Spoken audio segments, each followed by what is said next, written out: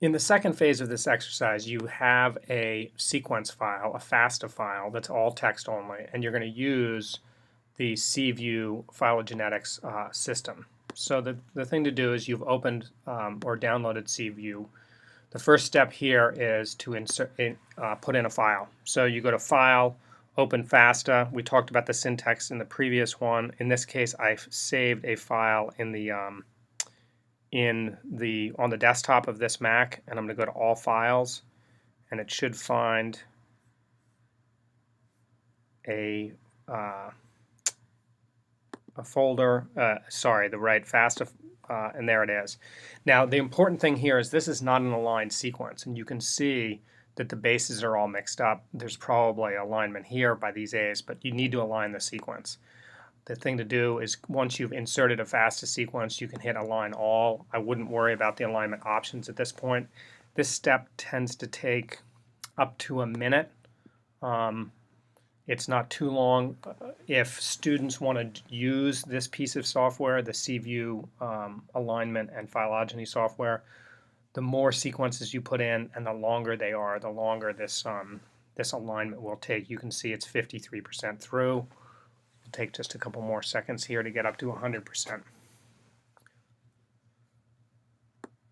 The other warning is if students as independent research are grabbing sequences and building FASTA files, the sequence lengths may be very different. If you take the coding sequence of a gene that's 10,000 base pairs and then also have a whole bunch of sequences that are 100 base pairs, that makes the multiple sequence alignment more difficult. You can see this is now completed, and you can go to OK.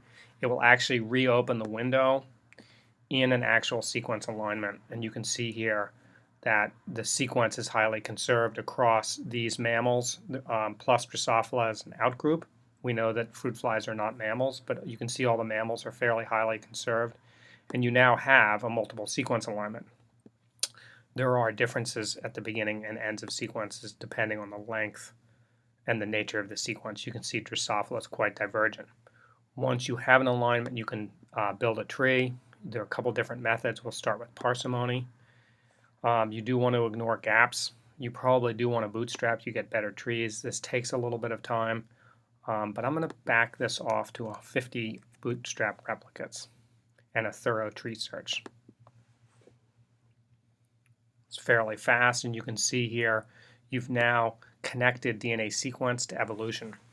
Now this works when you have one-to-one relationships of genes to sequences, or what we call orthologs, meaning that this macaque and this gorilla have the same gene, ACTN3, and it was a gene that existed before the divergence of gorillas and macaques. And if some of these species have 5 copies of actinins, it becomes more complicated. But you can see here's a tree. It represents a gene tree, which is a proxy for the relationship of the species. There are different ways to look at the tree. You can see here that Drosophila is quite distinct, or the outgroup, and it is outgroup rooted on Drosophila. And you can see it on a standard cladogram here. And you can see there's a group of primates, there's a group of rodents, and the rest of the mammals are there's not enough definition. So this is just a preview on how to work CView and build phylogenies.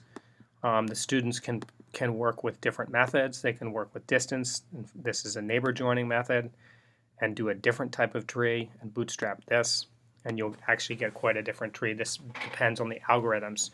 This is more distance based, and you can see now again you see rodents, the guinea pig and the bear and the horse, and then a big group of lemurs, well rooted here with the outgroup to primates, the lemurs, and other mammal species.